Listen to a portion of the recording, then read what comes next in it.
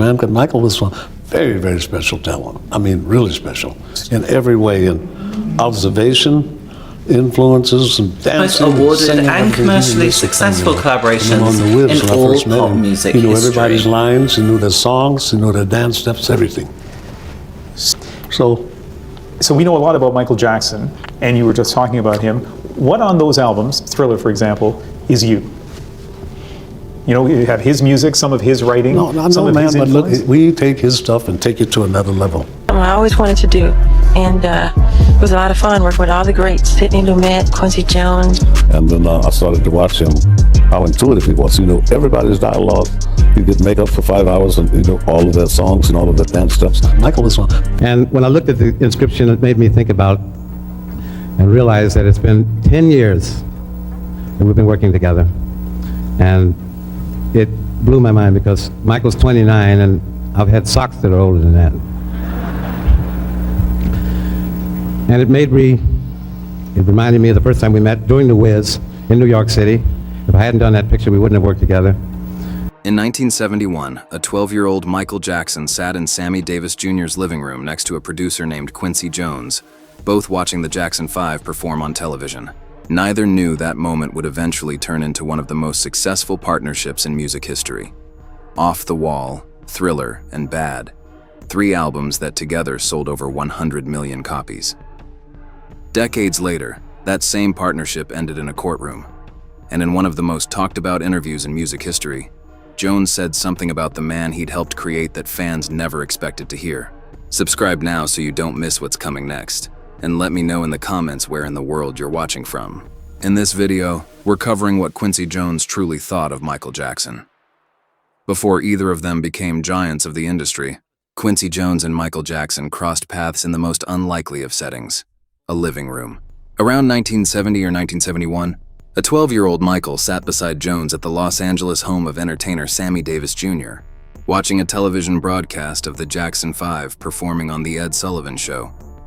At the time, Jones was already an established force in the music industry, a composer, arranger and producer who had worked with Frank Sinatra, Ray Charles, and countless film scores. Michael, meanwhile, was still a child star, riding the explosive early success of the Jackson 5 following their signing to Motown Records in 1969. The two had no working relationship yet. They were simply two people in the same room, watching the same broadcast. Jones later recalled the moment clearly. In a 2017 Facebook post marking what would have been Michael's birthday, he wrote that he had met Michael that day at Sammy Davis's house, watching the Jackson 5 segment together. Even then, surrounded by a child performer still years away from a solo career, Jones said he sensed something larger. He later described knowing, even in that brief encounter, that Michael had the potential to go way beyond what he had already accomplished with his brothers. The two wouldn't cross paths professionally for almost another decade.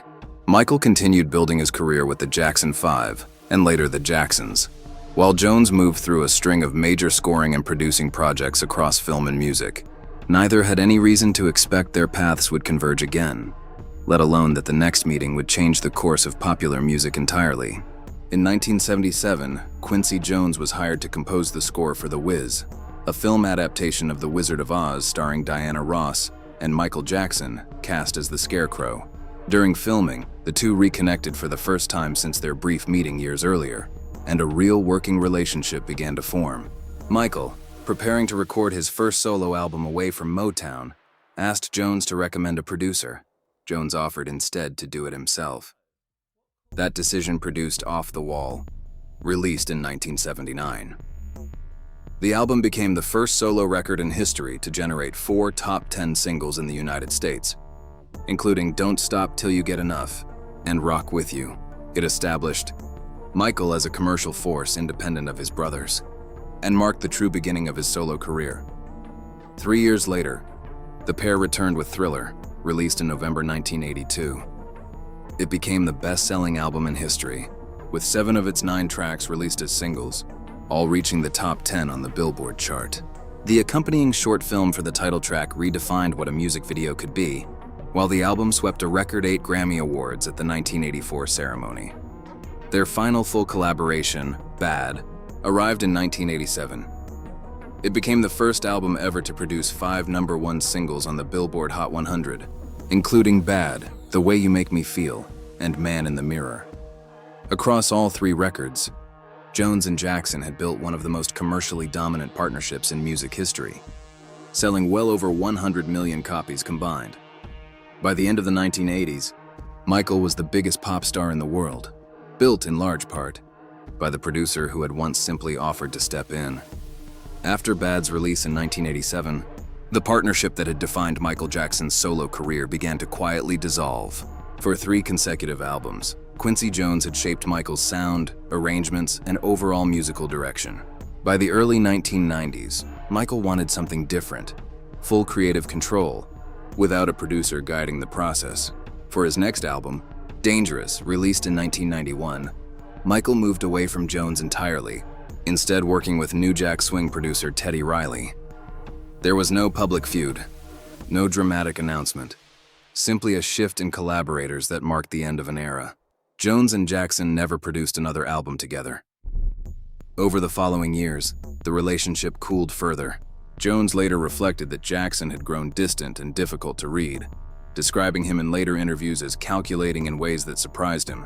"He was as Machiavellian as they come," Jones said, looking back on the later years of their association, a sharp contrast to the warmth he'd described from their early collaborations in the late 1970s and 1980s. Part of the tension stemmed from credit and recognition.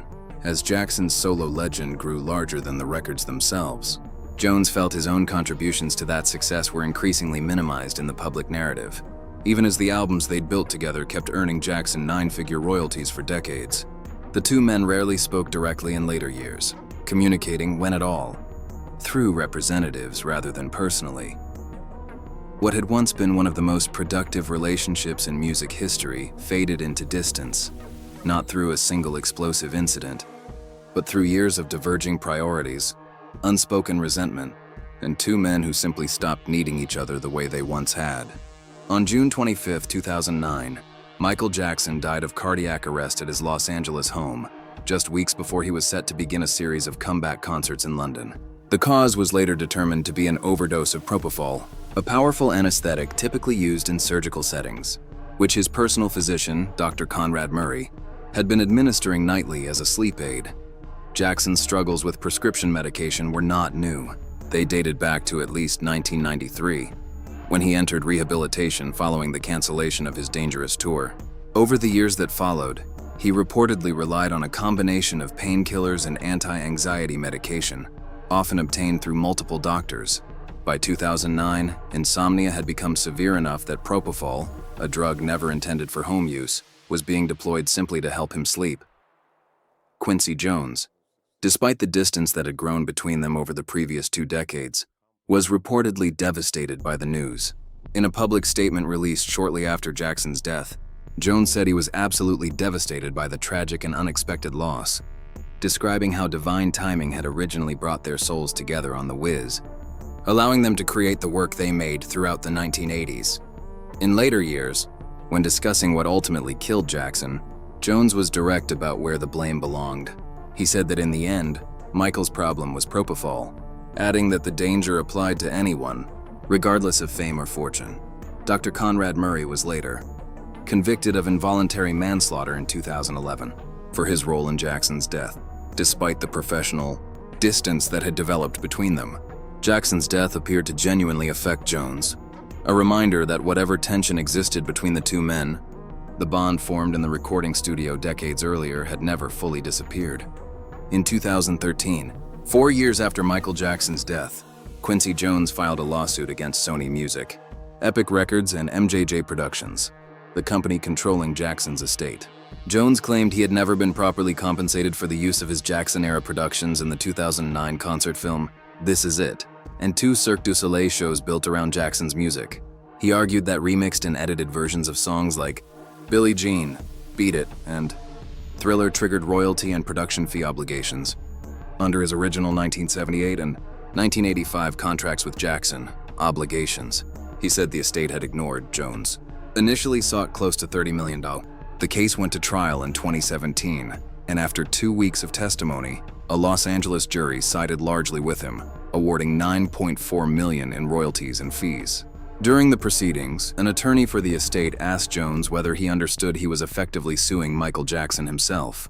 Jones pushed back firmly, stating plainly that he wasn't suing Michael. He was suing the people representing the estate. The Jackson estate appealed the verdict, and in May 2020, California's 2nd District Court of Appeal overturned most of the award.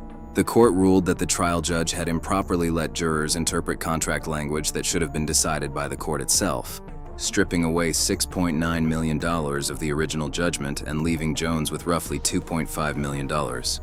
On November 3, 2024, Jones died at his home in the Bel Air neighborhood of Los Angeles, surrounded by his children and extended family. He was 91. His death certificate later confirmed the cause as pancreatic cancer, with no other contributing factors listed. He was laid to rest in a private ceremony the following week. Tributes poured in from across the music industry and beyond, including a statement from President Joe Biden praising his role in shaping American culture. His daughters, actresses Rashida and Kidada Jones, both shared personal tributes describing his warmth and constant presence in their lives. Despite his demanding career, in the end, Jones's relationship with Michael Jackson remained exactly as complicated as the man who lived it. Built on genuine admiration and creative brilliance in the studio, strained by money and credit disputes in the years that followed, and ultimately summarized in his own words, that Michael had both his greatness and his flaws, and that Jones, despite everything, never stopped being proud of what they built together.